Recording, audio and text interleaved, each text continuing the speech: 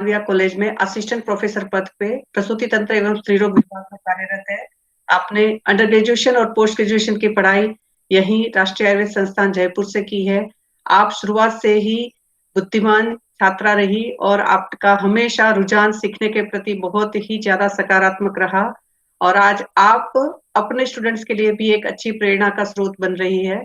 विश्व आयुर्वेद परिषद की ओर से मैं आपका स्वागत करते हुए आज के व्याख्यान के कोऑर्डिनेटर के रूप में मैं आपको बुला रही हूँ। आगे over to you doctor Diksha. Thank you so much ma'am. जैसा कि हम हमेशा हमारा व्याख्यान माला टीचिंग जो हमारा है सेशन स्टार्ट करने से पहले हम भगवान धन्वंतरी को याद करते हैं, तो सभी मेरे साथ भगवान धन्वंतरी को याद करेंगे। नमामि धन्वन्तरिमादिदेवं सुरासुरे वन्दितपादपद्मं लोके जरारोग्भयमृत्युनाशं दातारमीशं विविधौषधीनां च व्योमवात अवनिवारिवहनिं पञ्चप्रपञ्चात्मकदेहभाजं संताप जराजरान्तकं नमामि धन्वन्तरिमादिदेवं नवीननीलमुदकान्तिकान्तं शान्तं हरे द्वादशमाख्यमूर्तिं पूर्तिं शतानां सुमनोरथानां नमामि धन्वन्तरिमादिदेवं। जय धन्वंतरी। तो जैसे कि हम विश्व आयुर्वेद परिषद की ये अनवरत व्याख्यान माला चलाते आ रहे हैं, तो इसमें आप सबका हार्दिक स्वागत है एनआईए ब्रांच विश्व आयुर्वेद परिषद की तरफ से। आज के हमारे लेक्चर जो मेन लेक्चर से पहले जैसा कि हमने शुरू किया है कि हम एक वैद्य विरल भाई शाह द्वारा एक द्रव्य गुण के एक ड्रग पे एक इंट्रोडक्टरी स्पीच एक इंट्रोडक्शन होता है। वैद्य विरल भाई शाह जो कि एक द्रव्य गुण के बहुत ही स्कॉलर हैं, जो कि बहुत नीड है आज के टाइमिंग में आयुर्वेद को प्रैक्टिकल एप्लीकेशन करने के लिए हमें ड्रग का इंट्रोडक्शन भी होना बहुत ज्यादा जरूरी है। तो उसके लिए thank you so much Viral sir, and over to you for your session. नमस्कार सभी अध्यापकगण, सभी वैद्य मित्र और विद्यार्थी मित्रों।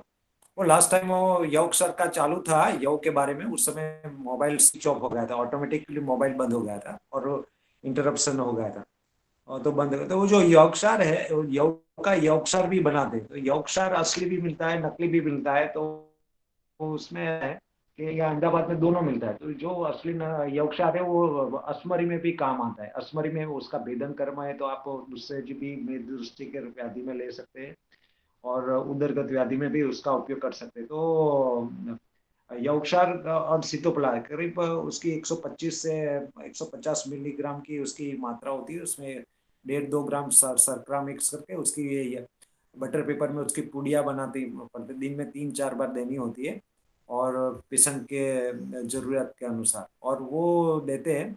जिसका यूरिन एसिडिक हो उन लोगों के लिए अस्मरी तोड़ने के लिए वो अच्छे काम होते हैं। आजकल जैसे चावल में से ममरा बनाते हैं, ऐसे ममरा बाजार में, ऐसे यौ का भी ममरा मिलता है, यौ का भी रोस्टेड यौ मिलता है। ऐसे ये देखो यहाँ अहमदाबाद में बहुत सारी दूध की दुकान के फलाना बेन खाखरा वाला, फलाना बेन खाखरा वाला, तो उन लोगों गृह उद्योग की दुकान होती है, तो उसमें रोस्टेड ये भी मिलता है, रोस्टेड मूंग भी मिलता है, रोस्टेड चना और बहुत सारी चीजें मिलती है। लेकिन उन लोगों की एक डिफिकल्टी है डाइट खा बनाते तो सब पल्सेस को मिक्स करके भी बनाते हैं, वो नहीं करना चाहिए, उससे जठराग्नि को तकलीफ होती है। मल्टीपल ग्रेन्स की आइटम नहीं बनाना चाहिए, मल्टीपल पल्सेस की दाल बनाते कई बहने, उसमें मूंग की दाल भी होती है, अरहर की दाल भी होती है, चने की दाल भी होती है, उड़द की दाल भी होती है, और सब मिलाकर उसकी दाल बनाते तो वो उसको जठराग्नि पर लोड पड़ता है। इस तरह का नहीं बनाते, इस तरह का भी बिकते। तो ये जौ का भी ममरा भी बनता है, और जौ की यवा को भी पीना चाहिए, जौ का दलिया भी पीना चाहिए। और बहुत अच्छी चीज है जौ, एक व्रणसुपथ्यकारी इसलिए बहुत बड़ी चीज करती है, रक्त दुष्टि को दूर करते हैं और ब्लड कैंसर में जरूर उसका फायदा उठाना चाहिए। थैलेसीमिया, हीमोफीलिया ऐसे रक्त दुष्टिकरण जन्य रोग है, तो उसमें उसका जरूर फायदा उठाना चाहिए। बहुत अच्छी चीज है और मेद को भी कम करती है, और हमारी की दवाई ऐसी कोई साइड इफेक्ट नहीं लाती, जैसे ऑलिस्टेट और साइबिट्रामाइन भी करते हैं, ऐसा कुछ नहीं करते हैं। हम किसी भी पैंक्रेटिक लाइपेज को क्रिया को रुकवा कर कुछ नहीं करते, तो बहुत अच्छी चीज़ है। और बच्चों को जैसे जंक फूड देते हैं, बेकरी आइटम इतनी खराब आती है, इसके बदले में ये जौ की आइटम देते तो उनका अच्छा ग्रोथ होगा और अच्छा स्वास्थ्य रहेगा।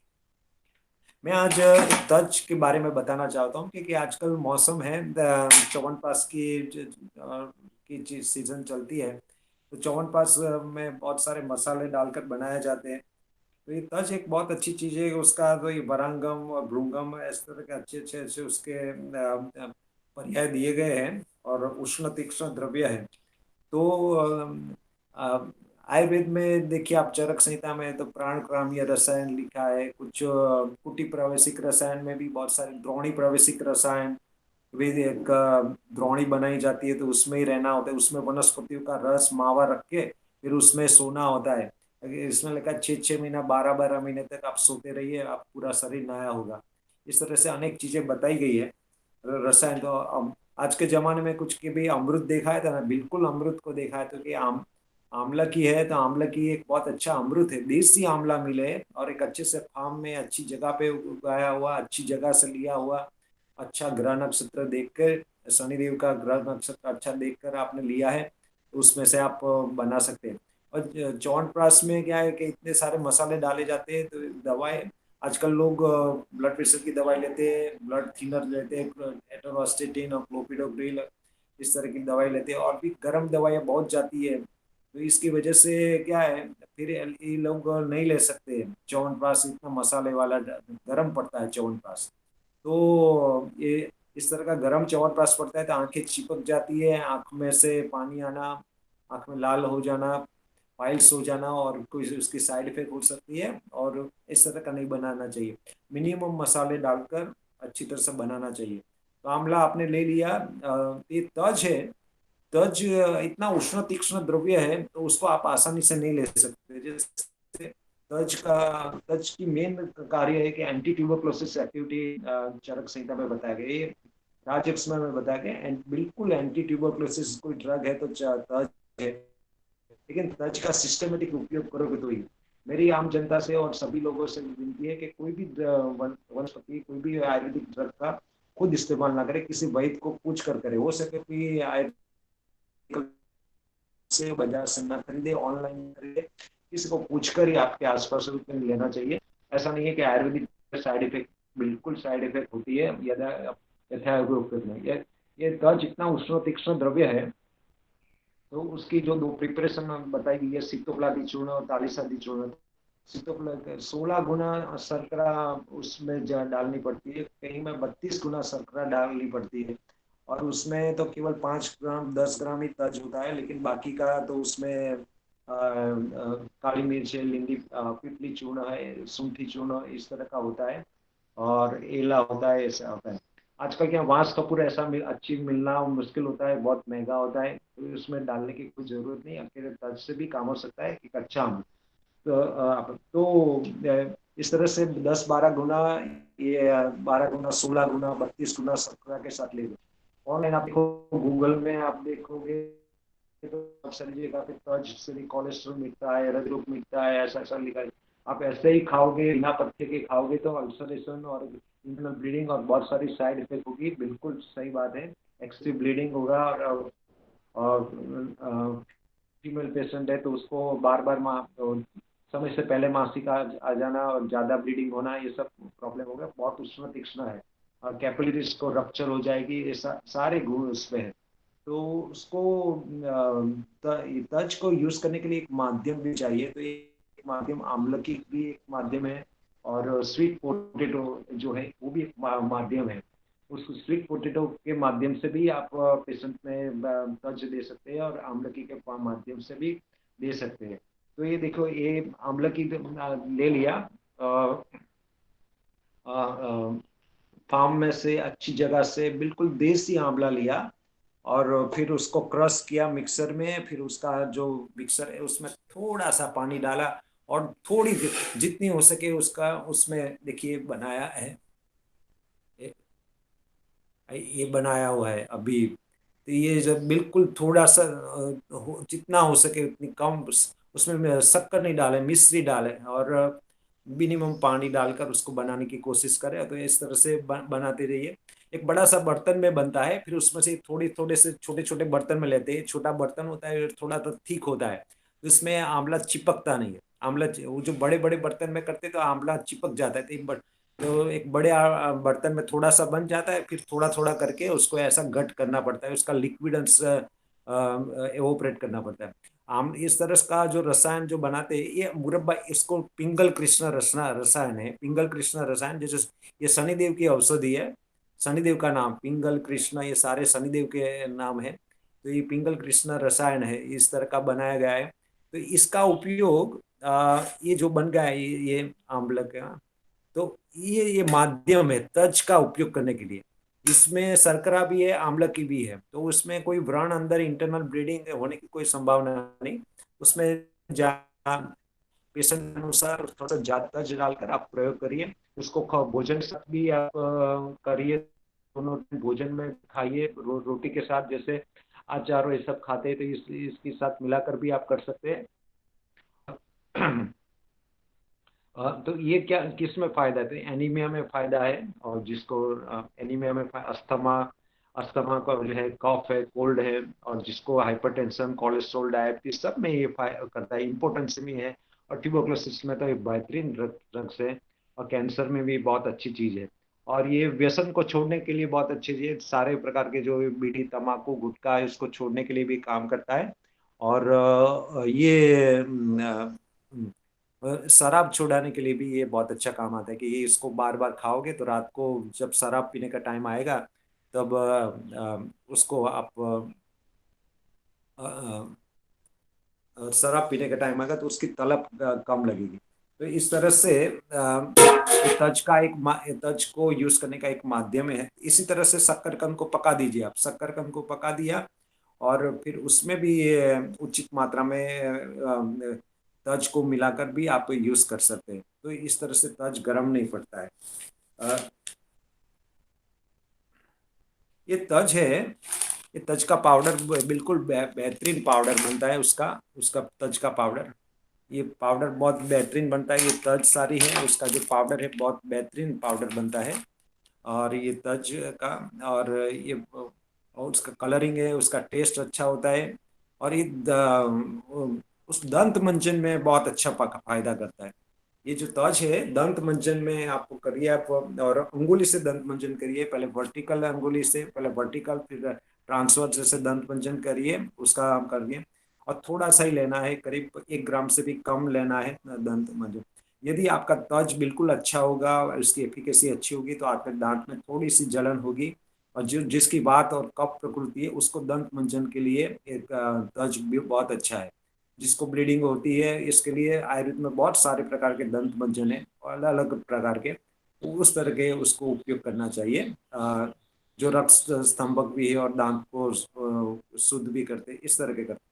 तो जो दंत मंजन बनता है आयुर्वेद में, ये दंत मंजन, उसका कलर भी, ये दंत मंजन बनाया गया है। ये दंत मंजन, उसमें बहुत सारे ड्रग्स है, लेकिन ये इसमें ये काथा भी होता है, और ये तज भी होता है। तो तज के कारण उसमें लविंग भी होता है, तो इसके कारण उसका कलर बहुत अच्छा आता है, बहुत बेहतरीन कलर आता है। और कई बार क्या होता है कि हम टेस्ट करते हैं, तो टेस्ट में दंत मंजन बहुत अच्छा बन जाता है, लेकिन तज की मात्रा कभी कम होती है, तो उसका रंग थोड़ा सा सफेद हो जाता है। तो पेशेंट बोलते हैं कि आज इस बार सफेद आ गया है, इस बार इतना लाल नहीं आया है। लेकिन उसकी एफिकेसी तो अच्छी है, बेहतरीन है। ये जो उसका दंत मंजन भी बनता है, दांत में दर्द होता है तो ये लगाने के लिए बहुत अच्छा उपयोगी है। दंत में वेदना होती है, तो उसमें वो जो अग्नि की चिकित्सा करते हैं, लंगन आदि करते हैं, और उसमें अग्नि के अनुरूप खुराक देते हैं, और ये करते हैं, तो बहुत अच्छा ड्रेसिंग भी होती है, ये अच्छा होता है। अकेले तज का भी दंत मंजन हम कर सकते हैं। आप तो आप लोग अच्छा सा दंत तज का पाउडर बनाइए, और खुद घर पे थोड़े दिन के लिए करिए आप दंत मंजन। दांत इतना अच्छा हो जाएगा कि दांत में आपको स्केलिंग नहीं करानी पड़ेगी। आपको ये जो आप जाओगे कहीं डेंटल हॉस्पिटल में, गवर्नमेंट डेंटल हॉस्पिटल में, दांत में थोड़ा सा ओवरलैपिंग कुछ मिलेगा, कुछ ऐसा वाइट ओवरलैपिंग, तो उस बोलेंगे स्केलिंग करा लो, दांत को साफ कराना है। तो ये दंत बहुत अच्छी चीज है। तो ये दंत मंजन के लिए बहुत अच्छा उपयोगी है। और बहुत सारा दंत मंजन में बहुत सारी मेहनत नहीं करनी है, तो उसमें हरित की और कुछ एक दो ड्रग मिलाकर भी छोटा छोटा दंत मंजन आप बना सकते हैं। ख्याल रखिए कि उष्ण तीक्ष्ण नुकसान ना करे, इस तरह से उसको उसके गुण को न्यूट्रलाइज करके भी बना सकते हैं। एंटी ट्यूबरकुलोसिस एक्टिविटी बिल्कुल है उसमें। और अभी मैंने बताया कि 16 गुना और 32 गुना शर्करा डालकर उसमें तालिस आदि चूर्ण और चूर्ण उससे बनाया जाता है।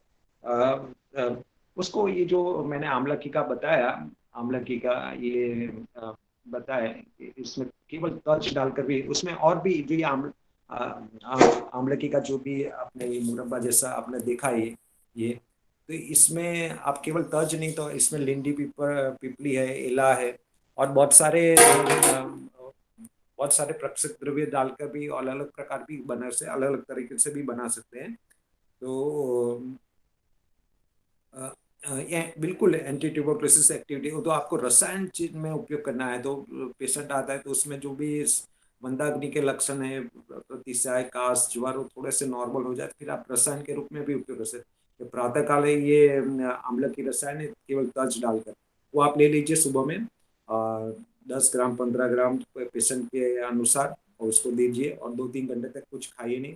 और खाने में हो सके तो खीर रोटी खाना रखे, और या ऐसी चीज दलिया, और जो लाल लाल हरी मिर्च, हींग, मेथी रही, और ऐसी गर्म चीजें ना खाए, तेल वाली चीजें ना खाए, खट्टी चीज ना खाए, तो इसके गुण, बहुत अच्छे गुण मिलेंगे।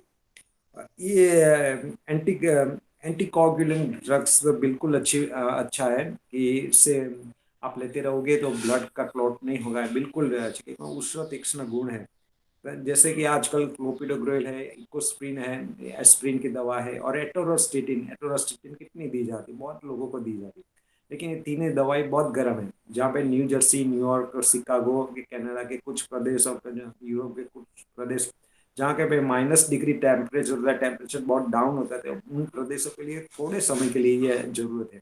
हमारे इतना सनलाइट है, टेम्परेचर हाई रहता है, तो हमारे लिए इस सारी चीज़ों की जरूरत नहीं है। हम अदरक, हल्दी, धनिया, जीरा, काली मिर्च, इसका अच्छा उपयोग करते हैं। इस तरह की वनस्पति का यथायोग्य प्रयोग करते हैं, तो ब्लड में क्लॉट नहीं होता है, बिल्कुल अच्छा एनर्जी का सप्लाई चालू रहेगा। ये स्तन्य की, ब्रेस्ट मिल्क की गुणवत्ता को भी अच्छा करते हैं। जब जब प्रसूति के बाद माता को भी लेना चाहिए। तो ये बच्चे को, शिशु को तो नहीं दे सकते आप डायरेक्ट, कोई वनस्पति नहीं देंगे। शिशु को जब स्तनपान चालू है तो उसको कोई भी तकलीफ है तो हो सके तो उसकी माता को ही औषधि देनी है। उसको अतिसार हो, ज्वर हो, प्रतिसाय, कोई उसको तो कुछ देनी नहीं। लेकिन यथा योग्य इस तरह से आम्ल की रसायन ये पिंगल कृष्ण प्रास के रूप में और कुछ न कुछ माध्यम से तज का प्रयोग कराते तो उसके स्तन्य की क्वालिटी भी बिल्कुल अच्छी आएगी। और बच्चा बार बार रोता है, उसको बार बार उधर में स्पाजम आता है, तो भी उसके लिए माता के द्वारा यथा योग्य उपयोग किया जाता है, तो ये अच्छी चीज है। और ऑयल फ्री दाल, सब्जी, सीरा, दलिया, कंसार जो भी बनाते हैं हम, उसमें डालकर भी थोड़े दिन के लिए प्रयोग करना चाहिए। दज लंबे समय तक उपयोग नहीं किया जाता है क्योंकि बहुत उष्ण तीक्ष्ण द्रव्य है, और इसकी साइड इफेक्ट डेफिनेटली है। लंबे समय, थोड़े दिन के लिए जरूर करना चाहिए। और मंदाग्नि के लक्षण है, जिसको प्रतिसाय हो जाता है, काश हो जाता है, कफ हो जाता है, और उसको कोई लोग ऐसे थे पानी का भी कफ हो जाता है, तो इन लोगों के लिए बहुत बिल्कुल अच्छी है। बार बार पेशाब आ जाता है, ये बिल्कुल मंदाग्नि का लक्षण है। जो भी खाना, वो इतना हर 10-15 मिनट के बाद पेशाब आता है, तो ये सब कंट्रोल में रहता है। और पेशेंट भी जो अच्छी तरह से आए, इसको तज की प्रिपरेशन बनते बोलते हैं कि बदहजमी और गैस में बहुत अच्छा है, ये हृदरोग में बहुत अच्छी चीज है, और अतिसार में भी बहुत अच्छी चीज है। और सुगंधी है, उसमें तीखापन है, और बहुत सारी संप्राप्ति को विघटन करते हैं। देह स्त्रोतासी रिक्तानि पुरितो अनिलो बलि, जो बात रहती है उसको भी विघटन कर सकते हैं। आग्नेय गुण भूयिष्ठवात तोयांश परिशोषायत, वे भी कर सकते हैं, तो अतिसार में भी अच्छा है। जिसका सेमी सॉलिड और लिक्विड जो स्टूल आता है, तो उस भी स्टूल भी थोड़ा फॉर्म होकर आता है, थोड़ा सॉलिड होकर आए। ये धातु उष्माणम चयप चयत राजक्ष्मा प्रवर्तते, बिल्कुल धातुओं की उष्मा, सेल की उष्णता को भी बढ़ाता है, और बिल्कुल अच्छी तरह से हो जाता है। कैंसर में भी उपयोगी है। एक्सटर्नल यूज भी में भी काम आ सकता है। उसका घी बनाइए और जैसे सूंठी का लेप बनाते हैं, जैसे तज में थोड़ा सा घी मिलाकर भी उसका एक्सटर्नल यूज कर सकते हैं। और आजकल क्या है, भाजी पाव, छोले, छोले का संभार का मसाला सब में लोग डालते हैं, लेकिन घर पे बनाना चाहिए तज का पाउडर, और अच्छी सी सुगंध मिले थे। और ये तज है, देखना चाहिए कि उसमें से वॉलेटाइल निकाला है कि नहीं, ये देखना चाहिए। देखिए यहाँ अहमदाबाद में ऐसी कई अच्छी अच्छी जगह है कि जहाँ नकली माल मिलना ही मुश्किल है, क्योंकि वैद्यों की परंपरा चालू रही है इतने सालों से, वैद्य परंपरा से वैद्य थे। कुछ ऐसी जगह हो गई है, प्रस्तावित होगी कि वहाँ पे बहुत अच्छी जगह मिलती है, तो अब नकली माल मिलना ही मुश्किल है। तो एक अच्छा सा तज पाउडर होगा तो आपको बहुत फायदा होगा। तो तज के बहुत सारे फायदा हैं, मेनली एंटी ट्यूबरकुलोसिस इफेक्ट है उसकी, और बहुत सारे मंदा बहुत काम करता है, एंटी कोगुलेंट है, और बहुत अच्छी सारी प्रॉपर्टी है। तो और भी कुछ आगे उसमें बताते रहेंगे, और उसका एक अच्छा माध्यम है। धन्यवाद। Thank you so much Viral sir. Definitely आप बहुत ही अपने खजाने से जो निकाल कर लाते हो वो बहुत ही प्रीशियस होता है। ये साथ ही साथ जो एक इम्पॉर्टेंट एस्पेक्ट ये है कि आप एविडेंस बेस्ड बात करते हो, कि जहां आप हम आयुर्वेद के उष्ण तीक्ष्ण लघु गुण कवर करते हो, वहीं आप एंटी डायबिटिक, एंटी ट्यूबरकुलर वो कवर करते हो। और सबसे मेन चीज जो आपके लेक्चर से हमें मिलती है वो है कॉन्फिडेंस ऑन अवर ड्रग्स। तो thank you so much sir. कहीं ना कहीं एक बहुत बड़ा माइलस्टोन आप कवर करते हो आयुर्वेद को चिकित्सा पद्धति, हमारी राष्ट्रीय चिकित्सा पद्धति घोषित कराने के लिए, क्योंकि कहीं ना कहीं आयुर्वेद तो लगभग हर कोई जानता है, लेकिन वो जो लेवल का कॉन्फिडेंस है जो आना चाहिए ताकि हम उसको फील्ड में अप्लाई कर सकें, वो हमें आपसे बहुत अच्छे से मिलता है। Thank you so much Viral sir for this information. धन्यवाद। Now coming towards the main topic of today, that is our main lecture. तो आज हमारा 282 लेक्चर है। आज के हमारे मेन स्पीकर हैं doctor Ashokan V sir. A very warm welcome to you sir. Sir is at now sir is professor in PG department, PTSR in Parul Institute of Ayurveda at Gujarat. Sir का मैं briefly एक short introduction दे देती हूँ। Dr. Ashokan sir graduated from Alvaz Ayurved Medical College in 1991, awarded with master's degree in Prasuti Tantra Stree Rog from Government Ayurved College, Thiruvananthapuram, Kerala University under the guidance of Professor Nalinakshan in 2007, and later pursued clinical practice and teaching. Sir has been awarded a PhD degree from IPGTRA Gujarat, Ayurved University Jamnagar under the guidance of Professor Lakshmi Priya ma'am in 2015. Sir possesses almost 13 years experiences of UG teaching, 8 years of PG teaching, and guided over 16 PG scholars, and is now working as PG and PhD guide at Parul Institute of Ayurved, Vadodara. Sir has attended so many national and international seminars, presented scientific papers on clinical studies, and won many prizes and awards since undergraduation till date. Sir has always aimed to work for Ayurveda in teaching, learning, research, and clinical practices. Field of interest of Sir are gynecological and antenatal and postnatal care. Sir has published almost 30 scientific articles in various international journals, including review, original clinical studies, and case studies. And basically, Sir is from Kannad, Karnataka. A very warm welcome to you, Sir. Definitely, you are having a so dynamic personality. I have almost heard most of your lectures on YouTube and Facebook. So it's my pleasure to introduce you for today's lecture. So over to you, sir. Today's topic of lecture is cosmetology in obstetrics and gynecological principles to practice. So over to you, sir.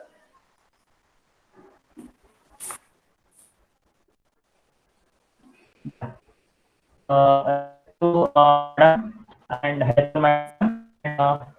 Am I audible? Yes, sir. The screen is visible.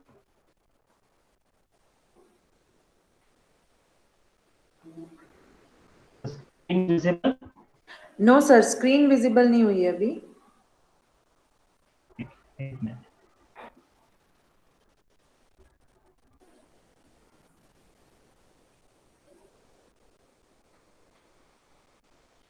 So, on the outset, I would like to thank Ayurved Parishad for this opportunity, and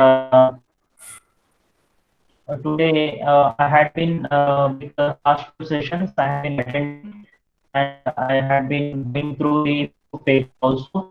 It is really interesting to know the contents of the presentations, and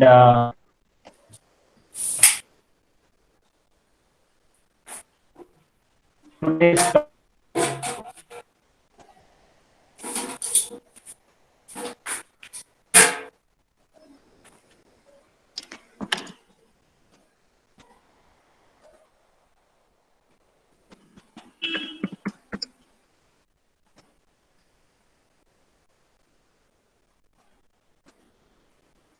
Diksha sir left हो गए बेटा, शायद वो है ना कुछ internet का हो रहा है, वो फिर से ज्वाइन करेंगे है ना। जी जी मैम, वो अभी इनिशियली तो आवाज ठीक आ रही थी, बाद में वो इको करने लग गई मैम। अच्छा जी,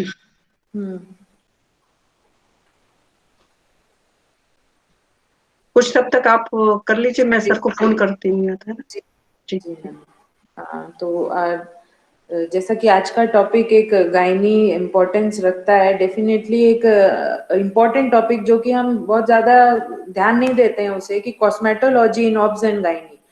तो बेसिकली हम गायनी की बात करते हैं तो हम फाइब्रॉइड्स, असरत दर और इन्हीं पे कंसंट्रेट ज्यादा करने की कोशिश करते हैं। तो डेफिनेटली आज का टॉपिक जो रहेगा, कैसे टेक्स्ट में से निकाल के सर ने उसको रिप्रेजेंट करेंगे, तो ऑब्वियसली बहुत ही एक अच्छा टॉपिक रहेगा हमारे लिए, और इसमें से हमें बहुत अच्छा एक पॉइंट मिलेगा कि हम क्लिनिकल प्रैक्टिस में भी अप्लाई कर सकें। समवॉट हम जो मानते हैं कि अगर हम कॉस्मेटोलॉजी की बात करें तो वहाँ हम हेयर केयर, फेस केयर, इसको हम इस एस्पेक्ट को कवर करते हैं।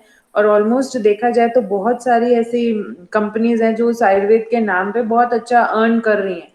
लेकिन मुझे भी पर्सनली मेरे ओपीडी लेवल पर भी ये एक प्रॉब्लम या एक सजेशन मिला था कि to do something in cosmetology also, definitely, क्योंकि they are fed up of using that, जो उनके जो इतने सारे क्रीम्स और जो यूज करते हैं वो केमिकल्स होते हैं इतने सारे उनके, तो वो they are fed up of that. तो डेफिनेटली आज का लेक्चर बहुत ही अच्छा होने वाला है in terms of cosmetology. I think sir ने ज्वाइन कर लिया है, अशोकन सर।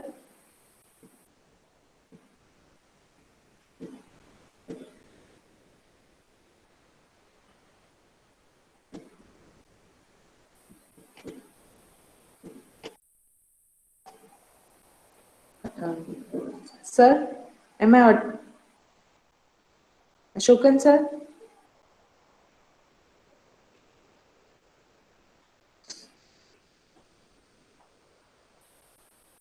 दीक्षा जी मैम। आपके पास पीपीटी मैंने भेजी थी, आप शेयर कर दीजिए। हाँ जी मैम, मैं कर देती हूँ। जी जी, ओके।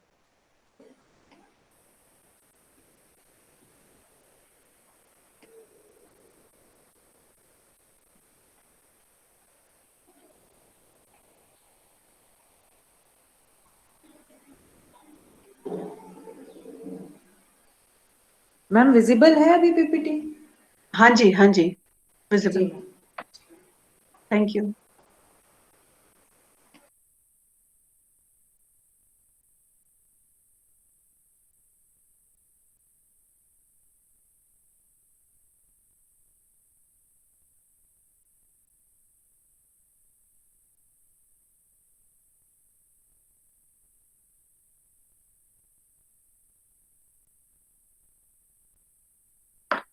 दीक्षा सर फिर से लेफ्ट हुए हैं बेटा कुछ। जी मैम, एक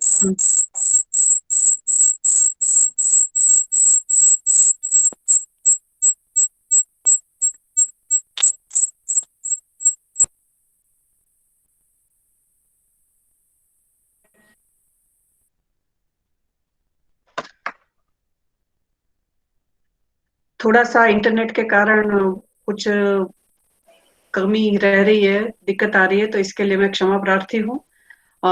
जैसे हम आपको कहते आए हैं कि आयुर्वेद को हम राष्ट्रीय चिकित्सा पद्धति घोषित करवाने के लिए बहुत सारी चीजें, बहुत सारे डिसीज को लेके हम चल सकते हैं, जिसमें एंटीनेटल केयर भी रहता है, और गायनिक में से तो हम समझते ही हैं कि भी हमारे पास बहुत अच्छा है, और बहुत सारे हमारे मॉडर्न एलोपैथी से जो फ्रेंड सर्कल है वहां भी हमें ये चीज बहुत बार सुनने को मिलती है कि हमारे पास गायनी में बहुत अच्छी चीजें हैं।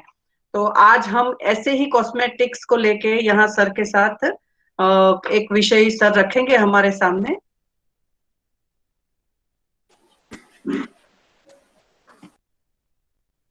अशोकन सर।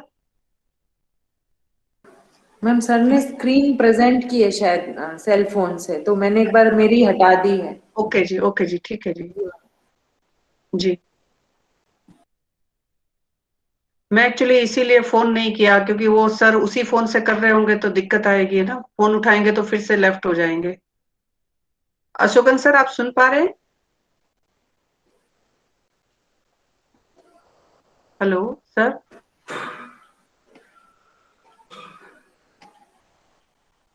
मैम आप एक बार फोन कर ही लीजिए, आप बोल दीजिए मैं प्रेजेंट कर दूंगी।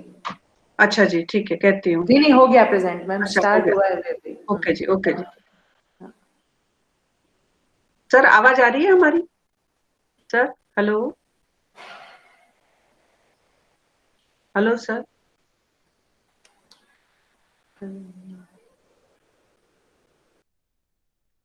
सर की 2-3 मिनट हम वेट कर लेते हैं। तो जैसे हम अगर आयुर्वेद को वहां स्त्री रोग और प्रसूति तंत्र में अगर कहते हैं, तो हम इस विषय को बहुत अच्छी तरह से लोगों के सामने रख सकते हैं, है ना। जैसे उसमें हम कहना चाहेंगे कि भी जैसे मैं अभी कोई एक आपको डिसीज के बारे में ही बताना चाहूंगी कि जैसे हम कहते हैं कि भाई एंटीनेटल केयर, है ना। तो वहां हम फर्स्ट ट्राइमेस्टर में भी बहुत अच्छा अ, हम जो मैं ओपीडी में कर रही हूँ वही चीज मैं आपको बता रही हूँ कि जहां हम प्रथम मास में जैसे बिना पॉलिश किए हुए चावल, है ना, या लाल चावल का भी बहुत ज्यादा अभी उपयोग हमने करना शुरू किया है। जब से यहाँ राष्ट्रीय आयुर्वेद संस्थान में हमने एक आहार उत्सव मनाया था गत आयुर्वेद दिवस के उपलक्ष्य में, और हमें लोगों को ये बहुत सारी चीजें बताने में आनंद भी आया। लोगों ने बढ़ चढ़ के हिस्सा भी लिया, और हमें बहुत सारी स्कूल कॉलेजेस से काफी लोगों का यहाँ उस आहार उत्सव को देखने के लिए और मनाने के लिए आए, और बहुत सारे अभी ओपीडी में भी इसी बहाने से जुड़े।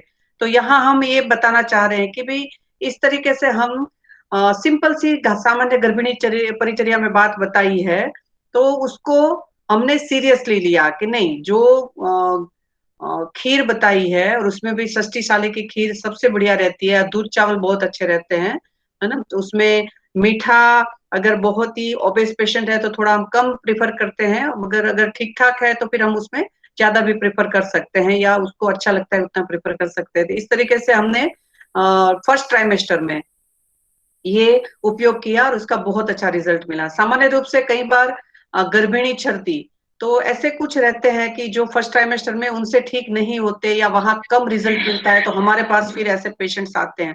तो वहां भी मैं आपको बताना चाहूंगी कि सिंपल से फॉर्मूला है उसके लिए, वहां भी हम आयुर्वेद की उससे बहुत अच्छा काम कर सकते हैं। जैसे कि जैसे नींबू है, उसको आधा काट कर उसको चिमटी में पकड़ के उसको गैस पे थोड़ा गर्म करके उसमें थोड़ा सा जीरा, काला नमक या सेंधा नमक, और कोई भी मसाला जैसे जैसे दालचीनी आज बताई, बिल्कुल स्प्रिंकल करे बहुत कम मात्रा में 250 मिलीग्राम जितना, और 250 मिलीग्राम लौंग या दालचीनी और तेज पत्ता या ऐसे पाउडर के रूप में है, तो वो अगर करते हैं और फिर उसको महिला को, गर्भिणी महिला को वो चूसने के लिए देते हैं नींबू, तो एक्सीलेंट रिलीफ मिलता है गर्भिणी छर्दी में।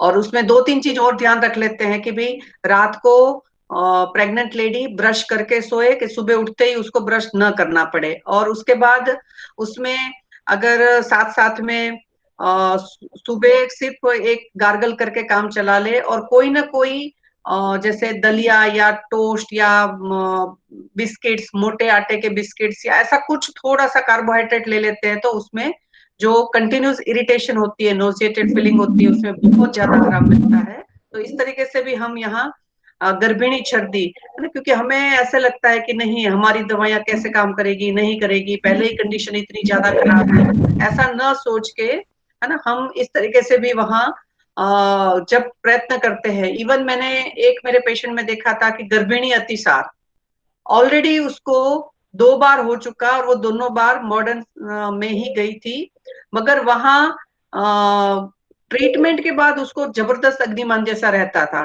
मगर तीसरी बार हमने गर्भिणी में ही ऐसे बिल्व चूर्ण 2 ग्राम, भुवनेश्वर चूर्ण 2 ग्राम, वित्त शंख भस्म ऐसे दिया, और दाढ़ी मास्टक 3 ग्राम, 1 ग्राम लवण भास्कर, बीपी वगैरह ठीक था तो इसलिए 1 ग्राम लवण भास्कर उसको भोजनोत्तर दिया, तो उसको रिकरेंस हुआ ही नहीं है। यानी कितनी सिंपल सी मेडिसिन है। मैं बस इतना ही कहना चाह रही थी कि भाई इस तरीके से अगर हम अपना सर आप आ गए शायद, अशोकन सर, हम आपकी वेट कर रहे थे।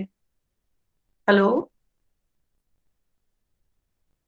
हेलो अशोकन सर, दीक्षा।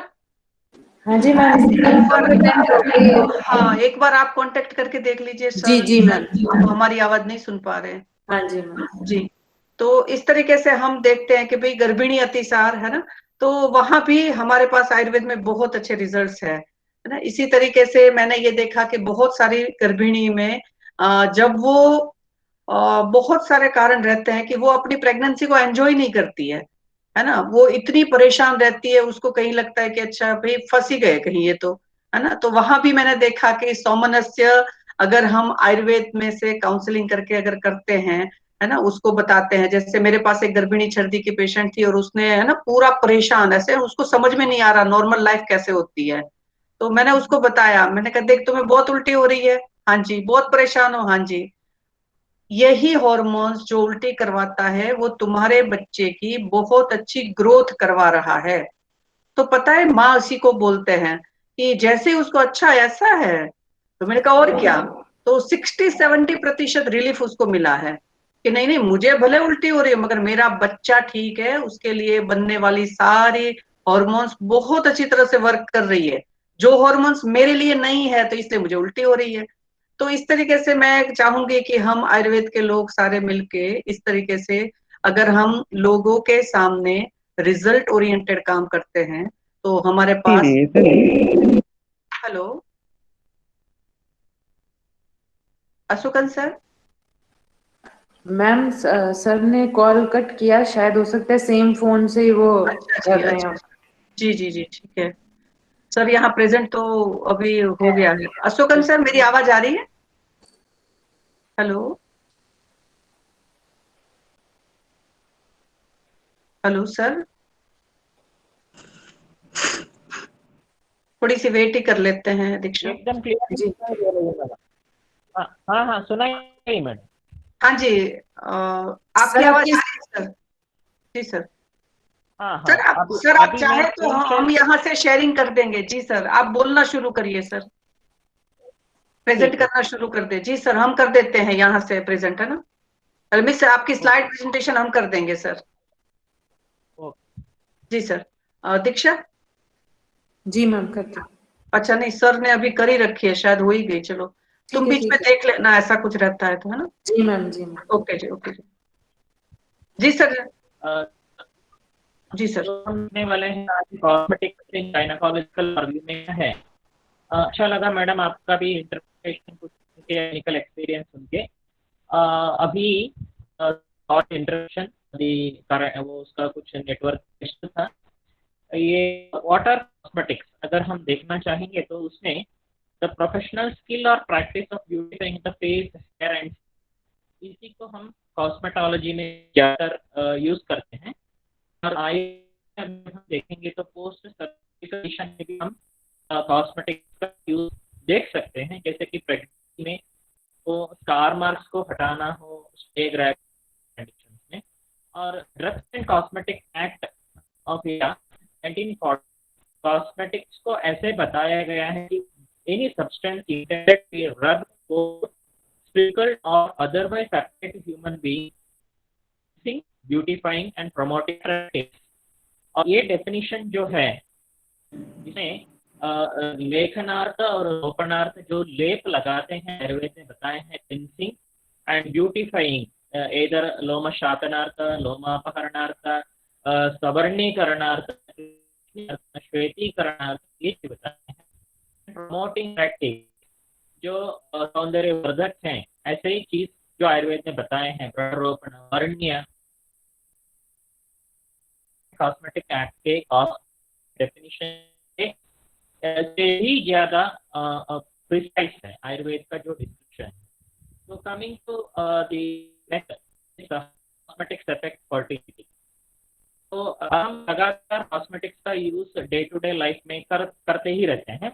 अगर इज इट यूजेस कब तक कर सकते हैं, कैसे कर सकते हैं, क्या क्या कर सकते हैं, क्या नहीं करना है, और किस चीज को नहीं यूज करना है या किस चीज को ज्यादा नहीं करना है, ये भी हमें तो cosmetics like in nail anti bacterial soap में anti ageing creams have severe detrimental effects on fertility and it may lead to female infertility due to the presence of toxic chemicals. उसके अलावा डाइब्यूटाइल फैलेट ऑक्साइड हो सकते हैं, अमोनियकल content हो सकते हैं जो स्किन के allergy and non allergy to the skin में स्टिमुलेट फोटोसेंसिटिविटी एंड लेटर में लीड टू मैलिग्नेंसी। ये स्किन कैंसर के कारण बन सकते हैं। तो इस कारण से हमें अनसाइंटिफिक यूज और इनजुडिशियस यूज ऑफ जो ये होता है कॉस्मेटिक्स का, तो वो थोड़ा ख्याल रखना पड़ता है, not just going running behind the ads और द फार्मास्यूटिकल इंडस्ट्री का जो प्रेजेंटेशन होता है उसके आधार पर हमें कॉस्मेटिक्स यूज बिल्कुल नहीं करनी चाहिए। तो phthalates can cause both male and female infertility, and antibacterial soaps have triclosan linked to endocrine disruption. Nail and triphenyl phosphate जिस कारण से फिजिकल एंड मेंटल और साइकोलॉजिकल कॉम्प्लिकेशंस भी पाया जाता है। तो इस कारण से अभी हम देखेंगे तो why we need to know about Ayurvedic cosmetology, तो उसमें हमें मिलेगा कि आयुर्वेद के बारे में बताए हैं, द्रव्यों के बारे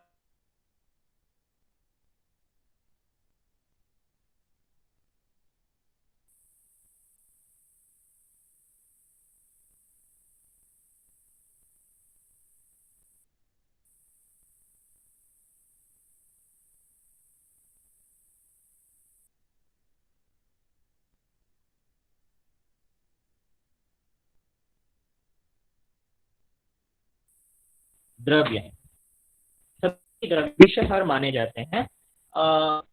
वर्ण प्रसादन कंदुका का कोटन वर्ण प्रसादन करते हैं, पीड़काहर है और कोट को नाशन करते हैं। मतलब वक्त शीतल कोट आयुर्वेदिक ड्रग्स के भले वो प्रलेप हो प्रदेश का तो सूत्र स्थान में ही चरक संहिता में वर्णन दिया गया है।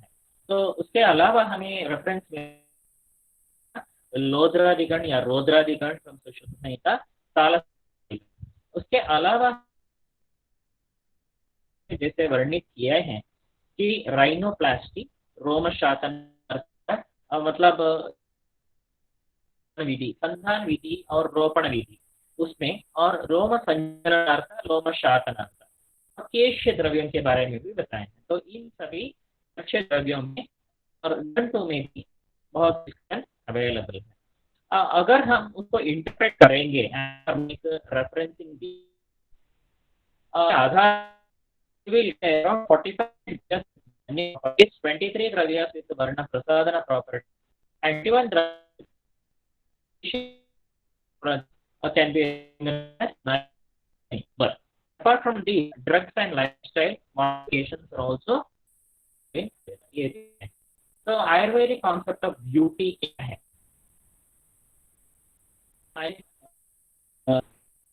तो ये बताएं तो उसका मतलब ये है ऐसा ही ये इसका आधार ये है बनता है कि concept of importance to beauty is applied in Ayurveda. तो उदाहरण वर्ण वर्णप्रद और बलप्रद, तो मैनिफेस्टेशन में बहुत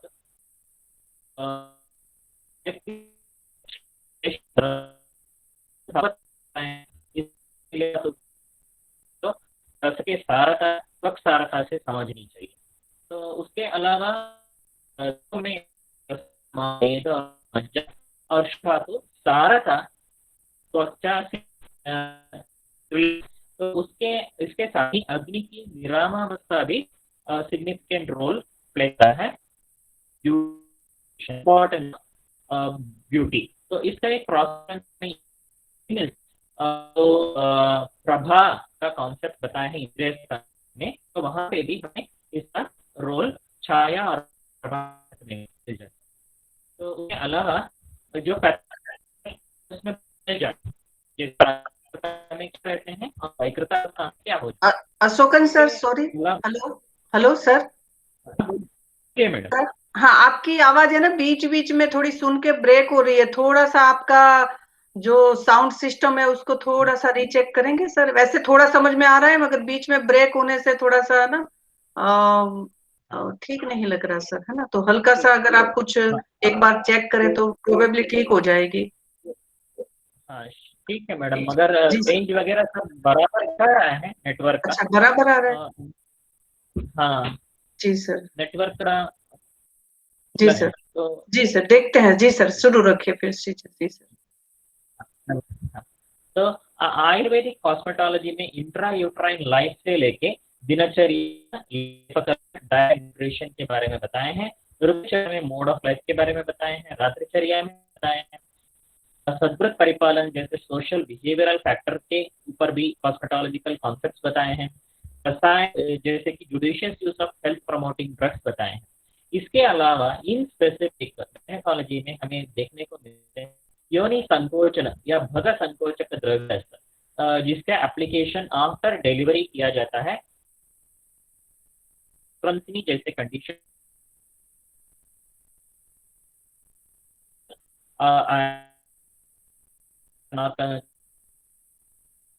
delivery condition normal vaginal delivery x vaginal canal करने के लिए भी योनि बताए और योनि गाढ़ीकरणार्थ द्रव्य बताए हैं और गंधहरण के लिए भी द्रव्य बताए हैं।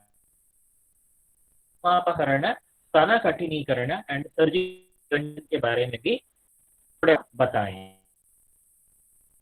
ये आयुर्वेद में। और सर्जिकल इंटरवेंशन जो बताए हैं वो उसमें रिकंस्ट्रक्टिव सर्जरीज के इंपॉर्टेंस हैं, जैसे कि कंजेनिटल एनोमली किसी को हो तो उसमें वजाइनोप्लास्टी करने से क्या बेहतर रहेगा, और जिसको क्रिप्ट एमेनोरिया हो रहा हो तो उसमें क्या हाइमेनल रिंग का सर्जिकल इंटरवेंशन करने से क्या मिलेगा। तो ये सभी सर्जिकल फील्ड इन गायनेकोलॉजी में आते हैं। तो इंट्रायूट्राइन लाइफ, तो इसमें आयुर्वेद बताता है कि गर्भ उपगत भावों के सेवन जैसे मांस, अति मधुर रस, अति अम्ल रस, अति लवण रस, इन सभी चीजों premature wrinkles and greying of baldness होते हैं। तो ये तो बहुत कॉमनली देखने को मिल रहा है आजकल, क्योंकि साइकोलॉजिकल स्ट्रेस और एनवायरमेंटल स्ट्रेस, उसके साथ ही the dietary items which person is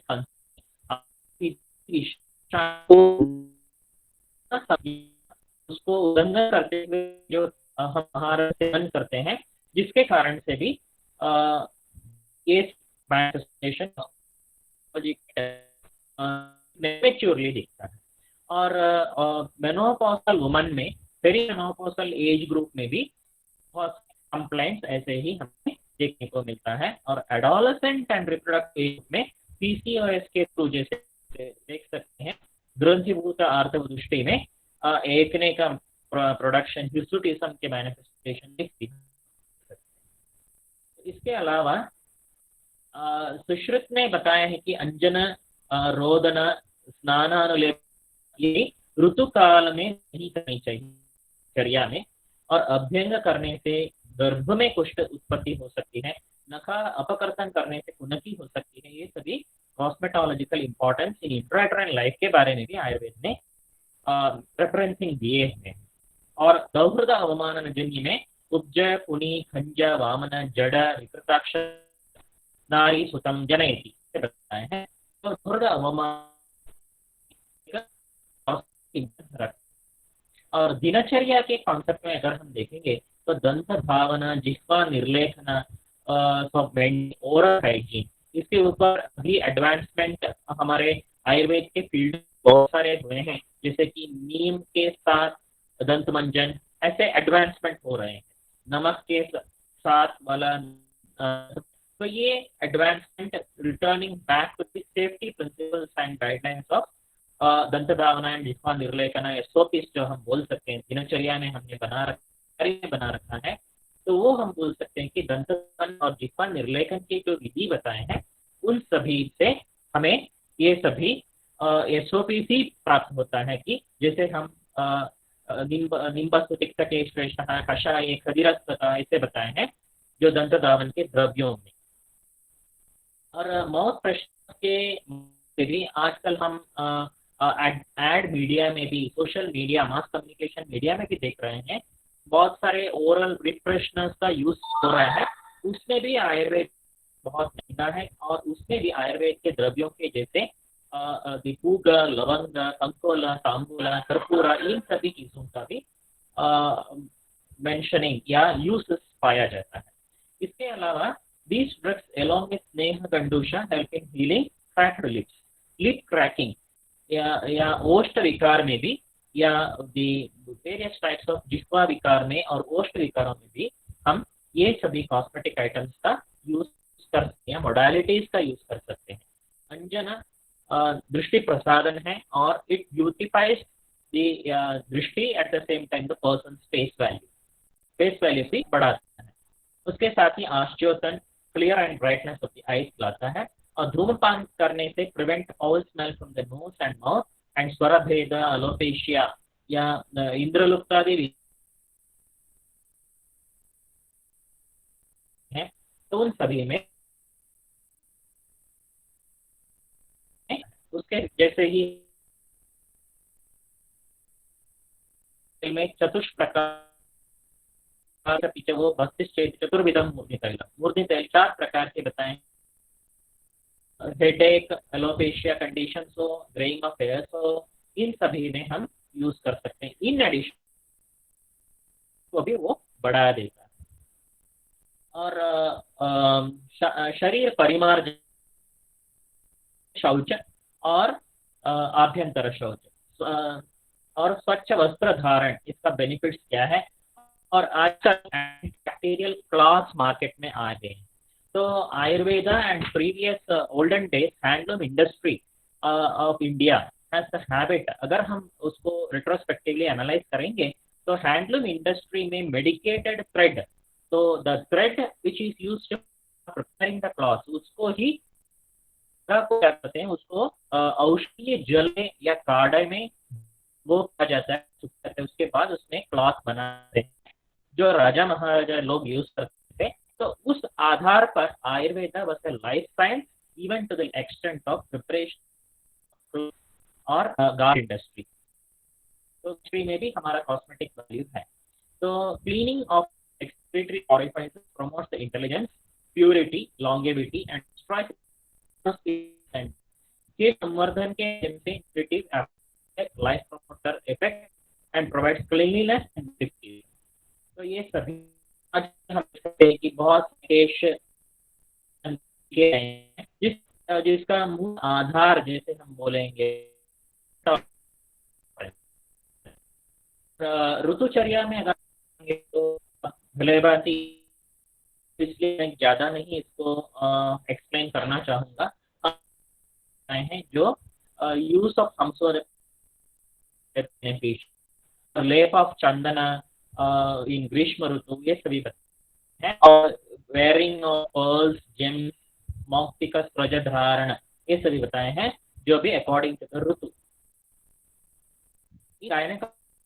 तो एक्यांथोसिस नाइग्रिकेंस, जिसपे इंसुलिन सेंसिटाइजेशन होने के कारण, इंसुलिन रेसिस्टेंस होने के कारण क्या होगा, एक्यांथोसिस नाइग्रिकेंस डेवलप होगा, which is appearing as patchy, velvety, patchy, blackish lesions over the nape of neck, especially nape of neck में पाया जाता है, और axilla and thigh folds, और जहाँ पे भी excessive fat accumulation होते हैं वहाँ पे। तो ये acanthosis nigricans स्किन में मैनिफेस्टेशन होता है जो कॉस्मेटिक अपीयरेंस को हार्म करता है, इसको रहने दो, क्या होगा, रहने दो, ऐसे छोड़ देंगे। If the patient belongs to adolescent age, युवा युवती, तो मानसिक एक तनाव आ सकता है जिस दूर करना होता है, stress of adolescent population due to cosmetic problems. Then the folliculitis, post pubic hair removal, breast growth, स्तन वृद्धिकरण एंड स्तन धारणकर योगस जो बताए हैं, cosmetic correction of the scar tissue, संधानी cosmetic सर्जिकल करेक्शन, कर्णपाली, नासिका एक्सेट्रा, एंड आपको फेस का भी आता है, उसका डेवलप्ड सिस्टम जो है that is in the modern medicine, जो आगे गया है। तो फूड केयर, दीपाहर योग बताए हैं, डिओड्रेंट्स एंड परफ्यूम्स के बारे में भी बताएं। उसके बाद hair growth promoters, hair fall में जाता है या डैंड्रफ में स्ट्रे कारण अभी एक poor nutrition in general, poor के बारे में है। तो आयुर्वेद में बताया हुआ एक टेक्निक जो है वो चक्रधारा, चक्रधारा नरिशस, चक्रधारा में हम आंवले का चूर्ण यूज करते हैं, यष्टि मधु यूज करते हैं। तो इन सभी का चूर्ण के प्रयोग के कारण क्या होगा, वो त्वचा की, स्कैल्प की न्यूट्रिटिव वैल्यू भी बढ़ती है, जिस कारण पोषण करेक्ट होने के कारण, पोषण होने के कारण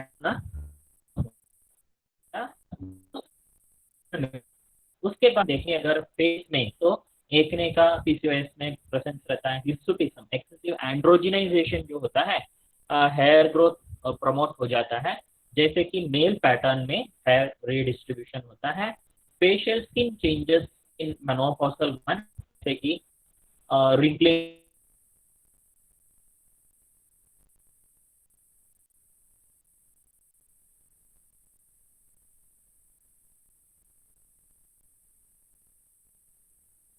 आयुर्वेदिक वैज्ञानिक संशोधन किए गए हैं वो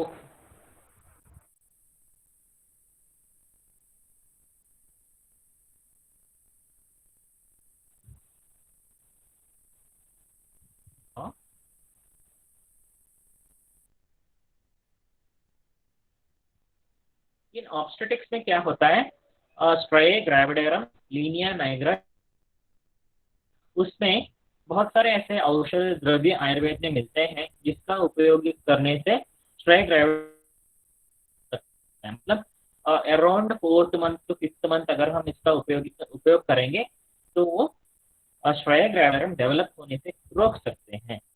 जो इसके बाद फेशियल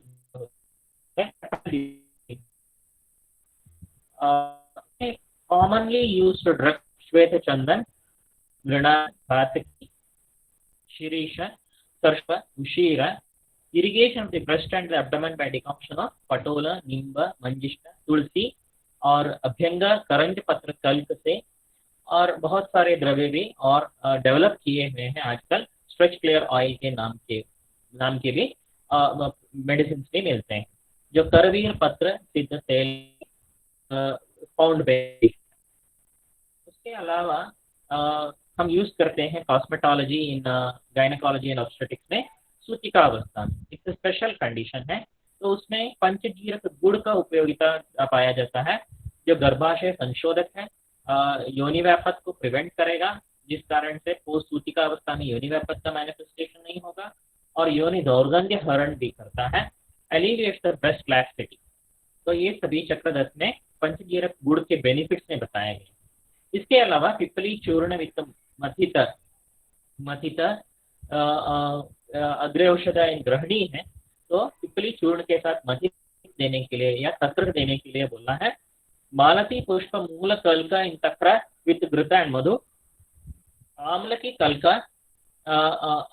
कल्का एंड हरिद्रा, तुम्बी लोद्र मलहर, एपिसियोटमी वुंड केयर में हम यूज कर सकते हैं, तुम्बी लोद्र मलहर, हरिद्रा कुमारी मज्जा लेप भी सूतिकावस्था में बेनिफिशियल है। इसके अलावा प्रसूति ह्रास के लिए जो कॉस्मेटिक अपीयरेंस को हार्म करता है, उसके लिए हमें बला तैल किया हुआ, बला तैल सिक्त कॉटन के कपड़े, मतलब वूल और दी कॉटन क्लॉथ, वूल कॉटन क्लॉथ जो भी होते हैं, तो उसको ये क्षीरबला तेल में धो के जो वो उसका लेप लगाने के बाद उसके ऊपर से पट्ट बंधन करने के कारण ये प्रसूता कुक्षिग्रास ने वायु के क्षोभित अवस्था को रोकता है और indirectly it helps in improving the कुक्षिग्रास।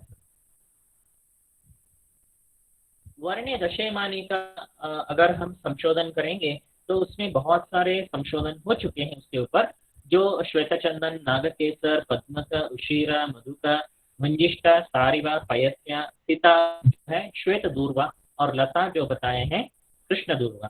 तो ये सभी चूर्ण उसका बेसन के और रोस्ट वाटर के साथ अगर हम लगाते हैं तो फेस पैक के माध्यम तो हम अगर लगाते हैं तो that will provide ample good result in the Varnya condition. So in addition to this, in my practice मैंने दिया है सारिवा चूर्ण, अर्जुन चूर्ण, ये चक्र के साथ देंगे। चक्र कहाँ प्रयोग करना है, हमेशा रूप होता है और स्निग्ध होता है, करने के कारण तो इस अवस्था में रहता है ऑयली स्किन जैसे, तो उस कंडीशन अगर हम तक के साथ योग करेंगे तो बहुत अच्छा रिजल्ट पाया जाता है। तो ये सभी ड्रग्स मैंने बताया,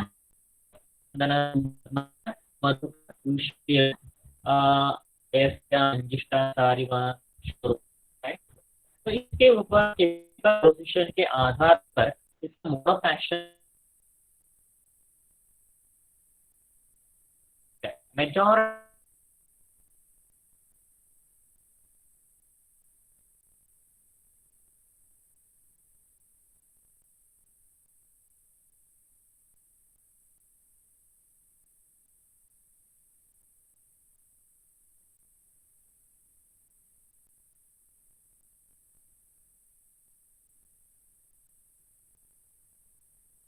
these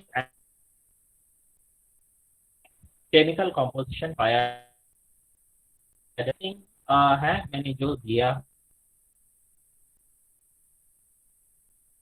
भी कम करते हैं तो उसके अलावा methanolic extract of its root has shown tyrosinase inhibitor activity, and in addition to which इसके स्किन हेल्थ भी हाइपोमिया डिजिटाटा में पाया गया है, and vitamin C supplementation and beta carotene supplementation in कृष्ण दूर्वा and the presence of beta sitosterol श्वेत दूर्वा, ये सभी anti free radical scavenging action है एंड टायरोसिनेस इनहिबिटर है। 10 इसके बाद लहसुन, लहसुन काश्यप ने बताया है कि लहसुन का इम्पोर्टेंस, कॉस्मेटिक इम्पोर्टेंस बताए हैं। लहसुन बॉर्न फ्रॉम द नेक्टर ऐसा बताए हैं, ऐतिह्य बताए हैं। जो भी woman breast does not become lax, neither their beauty nor progeny and strength or longevity decreases. अगर एक वुमन इन सूतिका काल वो एक रीच करती है या इन रिप्रोडक्टिव प्रॉपर एप्रोप्रिएट ज्यादातर बाकी में कम यूज करना चाहिए। तो इस और श्लेष्म बोल करती है तो उसमें कैसे यूज करना है, कफ एंड वात में कैसे यूज करना है उसका चाहिए, ये सभी का काश्यप संहिता में अष्टांग में दिया गया।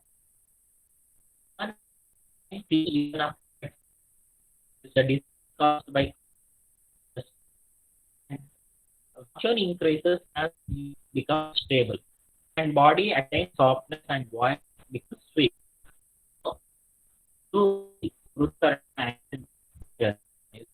ये सभी हमें लहसुन बेनिफिट मिलते हैं और प्रॉपर अप्रोप्रिएट यूज ऑफ लशन।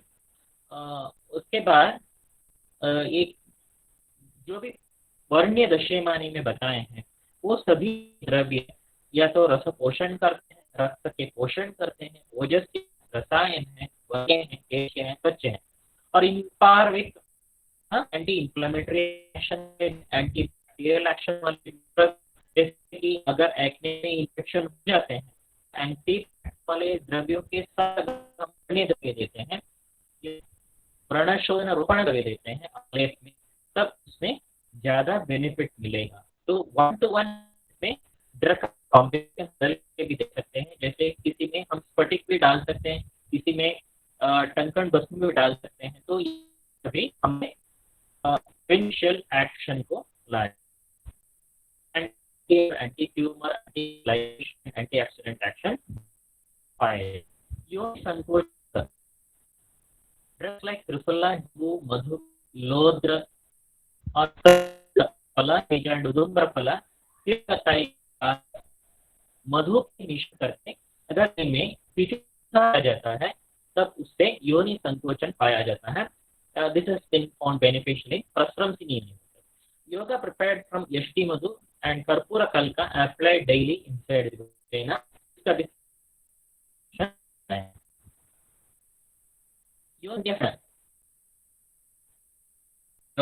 देखते हैं तो उसमें कस्तूरी, हरिद्रा चूर्ण, जैस्मिन फ्लावर या मालती पुष्प, नींब और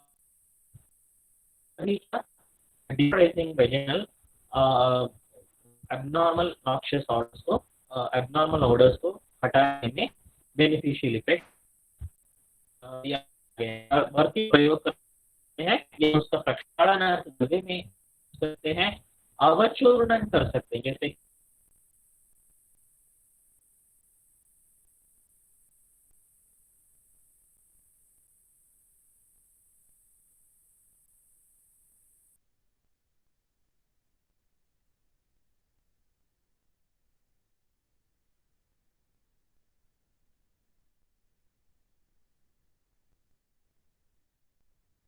काउंटर इरिट जाएगा, देन साइड इफेक्ट्स आ जाएंगे, मतलब इट में और द म्यूकोसल लेयर।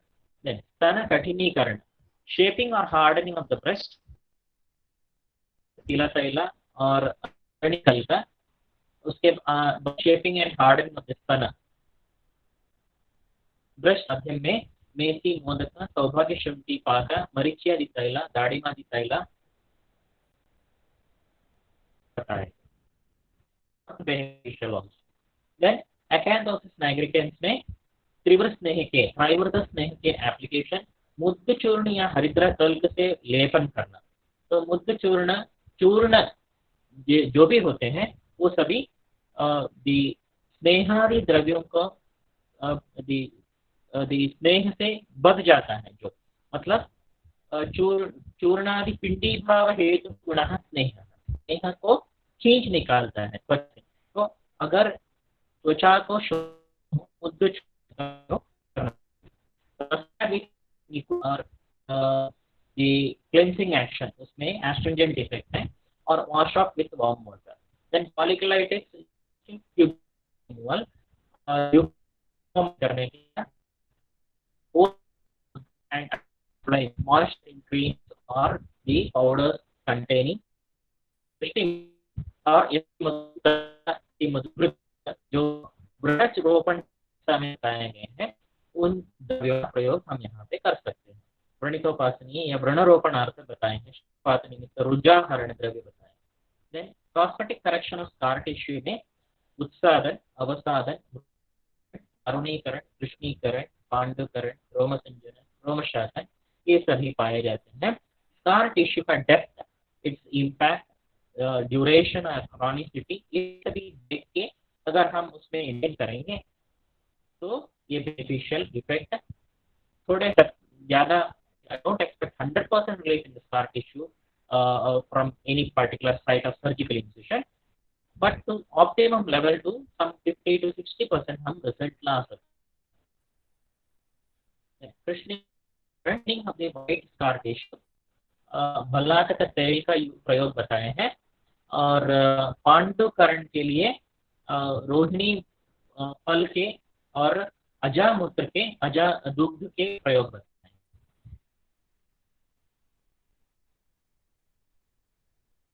अनुसंधान विधि, उसके बाद डिओड्रेंट बताए हैं, जो रक्षोग्न दूषण द्रव्य है उनका, और application in the form of आलेप और अर्क के माध्यम में भी हम इसका बाह्य लेपन कर सकते हैं। विपादिका बताए हैं, विपादिका तैल, शतदौत घृत, क्षीरबला तैल, एक और है पिंड तैल। तो पिंड तैल भले उसको बताया है वातरक्त चिकित्सा अधिकार ने, उसका स्वच्छ एक्शन, क्योंकि उसका ड्रग्स अगर हम एनालाइज करेंगे, स मधु चिष्ट मंजिष्ट स सर्जर सारिव, सभी द्रव्य जो है वो सभी स्वच्छ हैं और वर्ण्य हैं। तो इस कारण से उसका भी हम विपादिका में भी यूज कर सकते हैं, स्वच्छ एक्शन लाने के लिए भी हम यूज कर सकते हैं। According to type of skin, अगर हम स्किन अगर हम डिफरेंशिएट करेंगे और उसके बाद ट्रीटमेंट अडॉप्ट करेंगे, that will be always better. सब जानते हैं जो सेड से है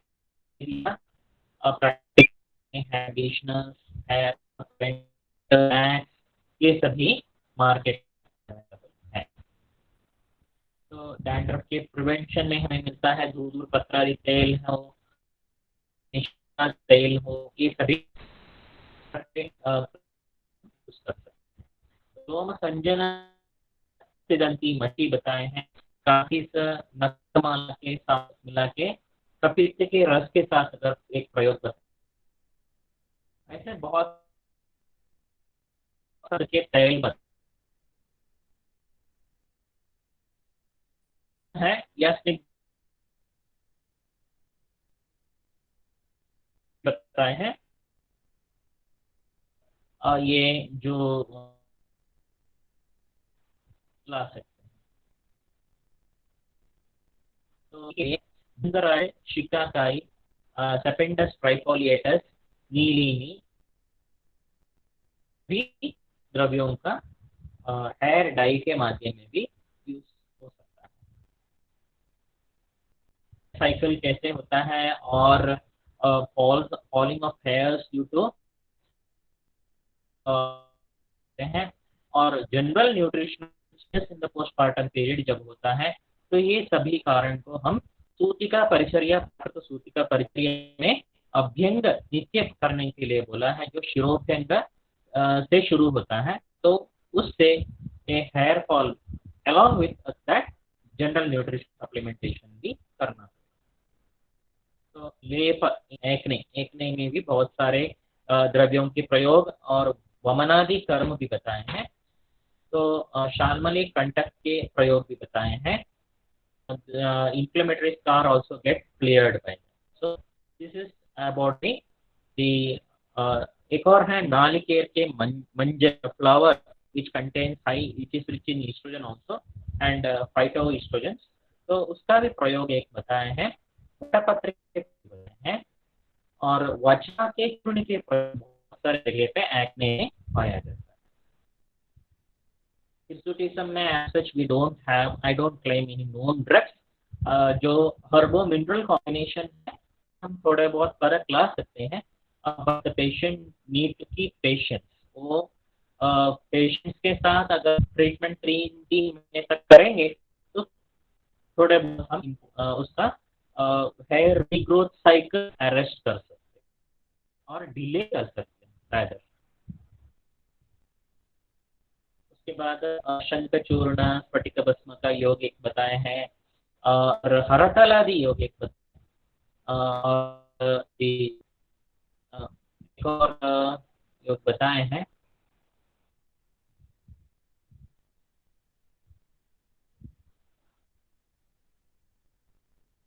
एक और योग है जो हिर्सुटिज्म बताया है, तो मैं बाद में get back to you.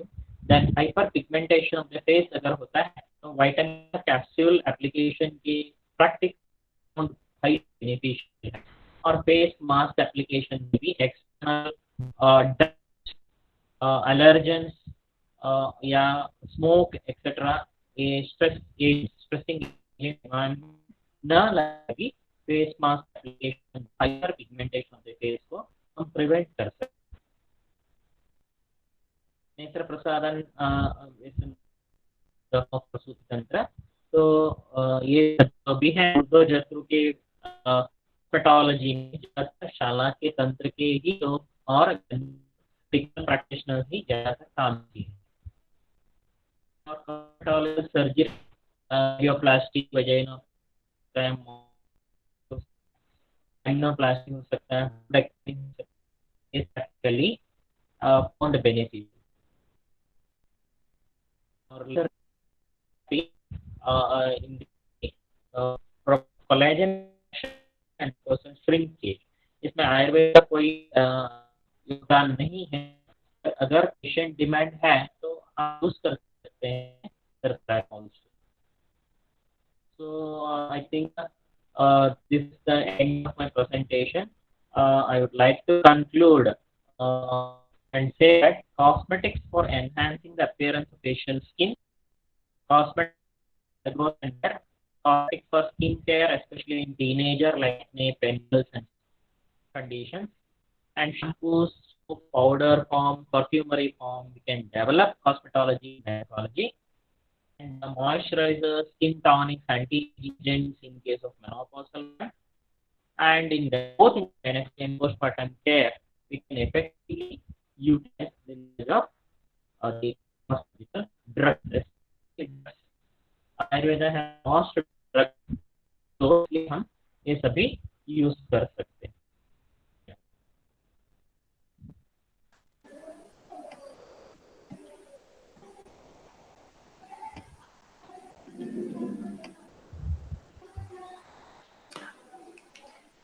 Thank you so much doctor Ashokan sir.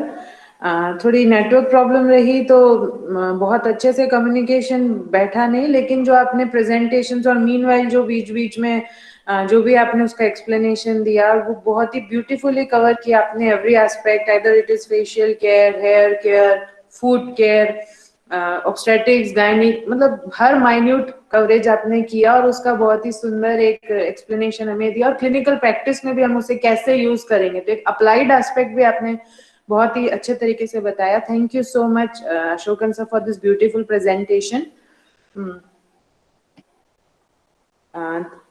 Sir, we have one question. Sir, I wanted to ask, for in the first few slides, there was a slide which quoted the doshas and the dhatus which are involved in Vran Ropan. It was with Agni Niram. Do we have to understand this as the Bhrajak Agni as told by Acharya Sushrut? Dr. Priya ने question किया है sir. Yes, Priya. When we to understand the guna, guna vata है,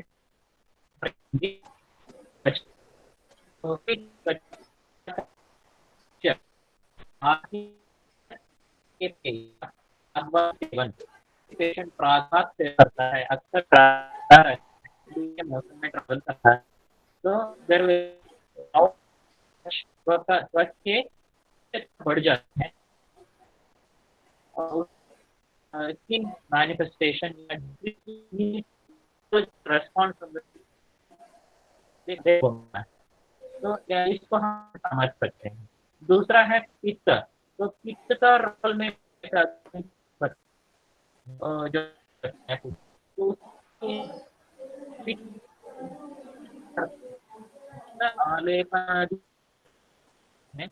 जो पहुंच जाता है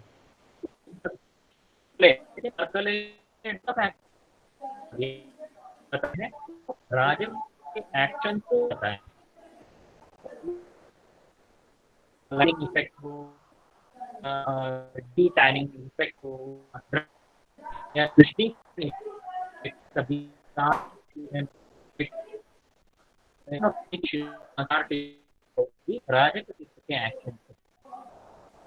और वक्त तो भ्रष्टाचार से संबंधित, तो जो भी के कारण रसोई में रस की उत्पत्ति नहीं होती, काम रस की उत्पत्ति होने से देख सकता है। तो स्किन इज धातु सारक रस धातु। क्वेश्चन दीक्षा। जी जी सर नेटवर्क इशू रहा, बहुत ज्यादा क्लियर नहीं हो पाया मुझे लग रहा है अभी भी। तो वेबिनार में जी sir. So next question we are taking. Dr. Pallavi is asking, what can be given for post-pregnancy hyperpigmentation on skin? मैंने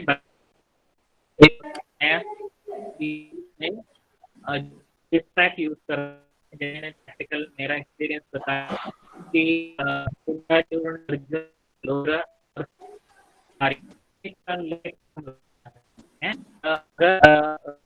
ऑयली स्किन वो लगाने के बाद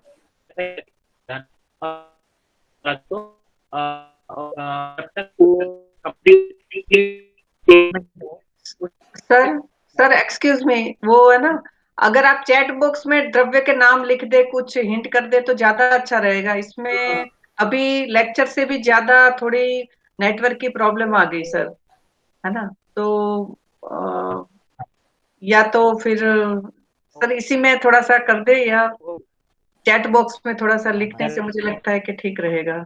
और या जैसे कौन से डॉक्टर साहब ने पूछा है, डॉक्टर पल्लवी, है ना, मैं अपना नंबर लिख रही हूँ, आप मुझे मैसेज कर देना, तो मैं सर मुझे मैसेज करेंगे तो मैं आपको कर देती हूँ, है ना।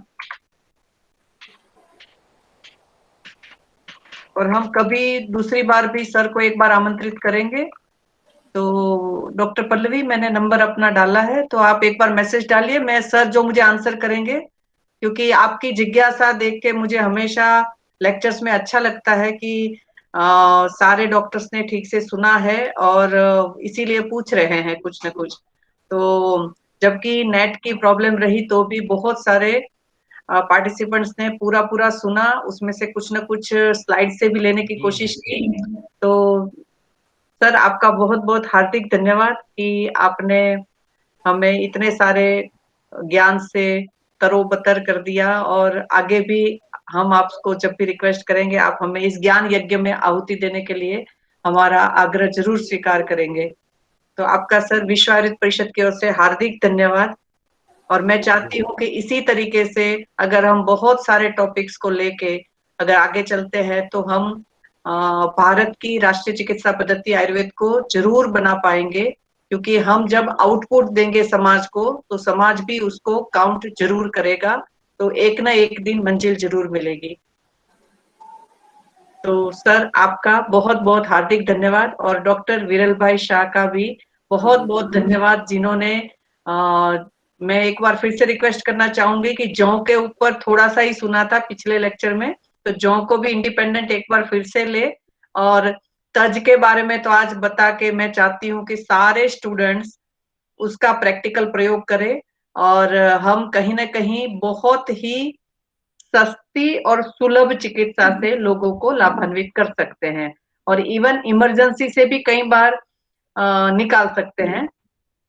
तो मुझे लगता है कि ये बहुत ही अच्छा रहेगा कि हम सीधे साधे सरल ड्रग से भी बड़े बड़े काम कर सकते हैं। तो इसको हम ये कह सकते हैं कि सुई का काम हो जाता है, और बहुत बार सुई वो काम कर देती है जो तलवार नहीं कर पाती। तो मैं आप सभी पार्टिसिपेंट्स जो इस ज्ञान यज्ञ की साक्षात अनुभूति करने के लिए, उसमें उपस्थित होने के लिए आप सभी आए, इसके लिए मैं आप सभी का बहुत बहुत हार्दिक धन्यवाद करती हूँ। और आज के लेक्चर में आए हुए doctor Himangi, doctor Satish ji, doctor Mamta, doctor Kavya, doctor Shweta ji, doctor Lakshmi ji बतार, doctor Seema, doctor Ashwini, doctor Manjula, doctor Neelima Reddy, doctor Isha, doctor Pallavi, में बहुत सारे अच्छे अच्छे लोग जुड़े। आप सभी महानुभाव से एक रिक्वेस्ट भी है कि हम मिलके आगे चले। आप अपने अध्येताओं को भी बताइएगा कि कहीं ना कहीं हम बहुत सारे प्रैक्टिकल अनुभव अनेक स्पीकर के जब सुनते हैं तो मुझे लगता है कि बहुत सारा हमारा अनुभव बढ़ जाता है, यानी तैयार हलवा खाने को मिल रहा है, मैं ऐसा कह सकती हूँ। तो मुझे ऐसा लगता है कि आप सभी का, महानुभाव का यहाँ उपस्थित होने पे, इसमें पार्टिसिपेट करने पे, और स्पेशली आज के हमारे मुख्य वक्ता डॉक्टर अशोकन सर और डॉक्टर विरल भाई शाह का बहुत बहुत हार्दिक धन्यवाद कि इस ज्ञान यज्ञ की ज्योति को आपने आहुति देके और 7 दिन के लिए प्रज्वलित कर दिया। तो नेक्स्ट उसमें हम मिलेंगे क्रॉनिक रिनल डिसीज को लेके। थोड़ा सा कार्यक्रम में बदलाव है, डॉक्टर दीपा मिश्रा मैम का था मगर कुछ जरूरी मीटिंग आ गई, इसलिए doctor Ramniwas Parashar chronic renal diseases को आयुर्वेद से पूरा रिवर्ट किया जा सकता है ऐसे कुछ केसेस के साथ हमारे साथ आएंगे। डॉक्टर रामनिवास जामनगर से पीजी है और अभी वर्तमान में दिल्ली में वो प्राइवेट प्रैक्टिशनर है, तो उनका बहुत अच्छा चिकित्सकीय अनुभव है। आप सभी से निवेदन है कि जहां रीनल डिसीज का इतना समाज में प्रमाण बढ़ रहा है, तो हम ऐसे चिकित्सकीय अनुभवों को देखकर बहुत सारे मरीज को, बहुत सारे रुग्णों को हम लाभान्वित कर सकते हैं और आयुर्वेद का बहुत सक्षम एस्पेक्ट जो है उसके अवगत करवा सकते हैं। तो मुझे लगता है कि हम सब मिलके एक बार आगे बढ़ेंगे और आयुर्वेद को बहुत अच्छे मुकाम पे लेके जाएंगे, जिससे भारतवर्ष का जो एक योगदान हो सकता है, समर्थ भारत, स्वस्थ भारत, ये हम लेकर चल रहे हैं। आज के व्याख्यान के अंत में मैं डॉक्टर दीक्षा से निवेदन करती हूँ कि आप शांति मंत्र का उच्चारण करें, इसके बाद हम यहाँ से अनुमति लेंगे।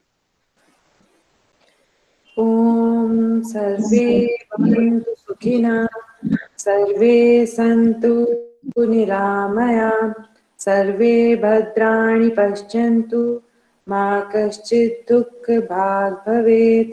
ओम शांति शांति शांतिः।